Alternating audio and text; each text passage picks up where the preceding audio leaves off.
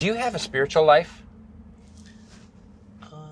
Well, it sort of depends on what spiritual means. So what do you think spiritual means? I mean, it is one of those words that kind of needs to be defined for everyone. Some people, it's like their religion, and it's a very specific kind of thing. For some people, it's a very vague kind of yoga and crystals and some meditation classes and stuff like that. And for me, it is the life of the human being that's beyond the physical and the material. That also is a little bit more than just thought, because we have thoughts, Right. but those are physical because there's neurons that are bouncing around. Right. So Maybe there's some dimension where thoughts exist or something. Because I don't, what is a thought and what is a, I mean, is it? I'm not sure what thoughts are.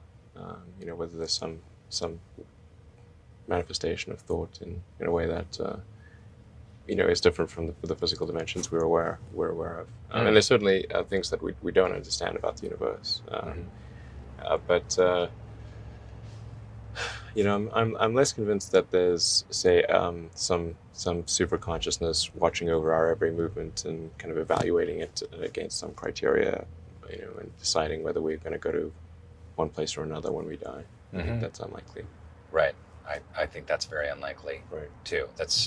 I personally do believe in God, but I don't define God in that way. I would define God as closer to being like science, Right. or the energy, the laws that propel science, because science really quantifies.